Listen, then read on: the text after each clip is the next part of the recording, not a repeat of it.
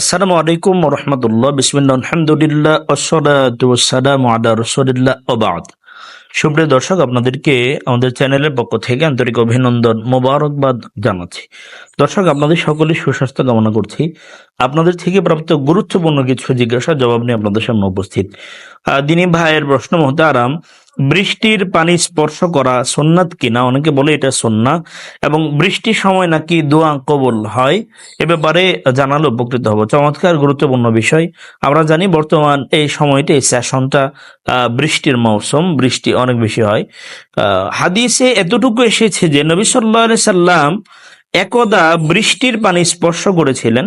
যেমন হাদিসে আসছে, ক্বালা আনাস রাদিয়াল্লাহু তাআলা আনহু, আসাবানা ওয়া নাহনু মা রাসূলিল্লাহি সাল্লাল্লাহু আলাইহি সাল্লাম মাতার ফাকালা ফাহামারা রাসূলুল্লাহ সাল্লাল্লাহু আলাইহি সাল্লাম সাওবাহু হাত্তা আসাবাহু মিনাল মাতার ফাকুলনা ইয়া রাসূলুল্লাহ লিমা সানাতু হাদা ক্বালা লিআন্নাহু হাদীসু আহদি বিরাব্বিহি তাআলা। আনাস রাদিয়াল্লাহু তাআলা আনহুর বর্ণনা, তিনি বলছেন, আমরা রাসূলুল্লাহ সাল্লাল্লাহু আলাইহি সাল্লামের সঙ্গে ছিলাম। ওই সময় আমাদের উপর বৃষ্টি বর্ষিত হতে লাগলো। রাসূলুল্লাহ সাল্লাল্লাহু আলাইহি সাল্লামের দেহের উপরে ভাগ হতে কাপড় সরিয়ে দিলেন, ফলে তার শরীর বৃষ্টিতে ভিজে গেল।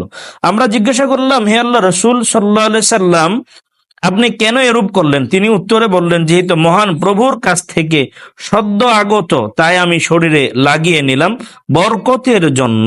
তো রাসূলুল্লাহ সাল্লাল্লাহু আলাইহি ওয়াসাল্লাম থেকে বর্ণনা আমরা খুঁজে পাই।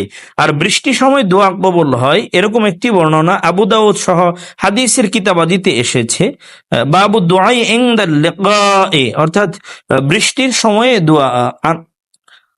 সাহাল ইবনে সাদ রাদিয়াল্লাহু তাআলা আনহুর বর্ণনা, তিনি বলেন, ক্বালা রাসূলুল্লাহ সাল্লাল্লাহু আলাইহি সাল্লাম সিনতানি লা তুরাদ্দান আও ক্বাল্লামা তুরাদ্দান আদ-দুআ ইনদান নিদা ওয়া ইনদাল বাসি হিনা ইউলহিমু বা'দুহুম বা'দা।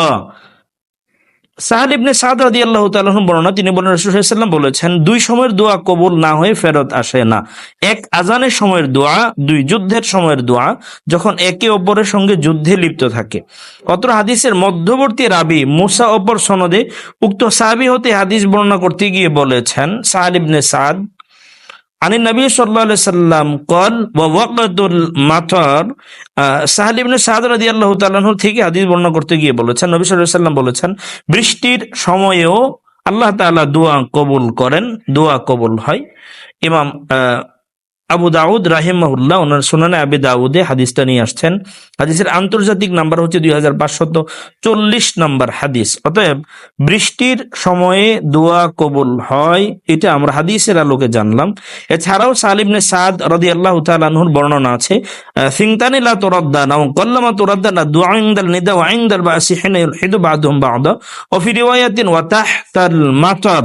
ওনার থেকে বর্ণনা আছে, হাদিসে একটু পরিবর্তন আসছে, সেটা হচ্ছে বৃষ্টির সময়ের দোয়া আল্লাহ তাআলা কবুল করেন। এই জন্য বৃষ্টি চলাকালীন আমরা খুব বেশি দোয়া করব, এবং বৃষ্টির পানি রাসূলুল্লাহ সাল্লাল্লাহু আলাইহি ওয়াসাল্লাম হাতে নিয়েছেন, শরীরে স্পর্শ করেছেন, এটা বরকতের জন্য আল্লাহ রাসূল করেছেন, আমরাও করবো ইনশাআল্লাহ। আল্লাহ তাআলা আমাদেরকে আমল করার তৌফিক দান করুন, আমিন। আসসালামু আলাইকুম ওয়া রাহমাতুল্লাহ।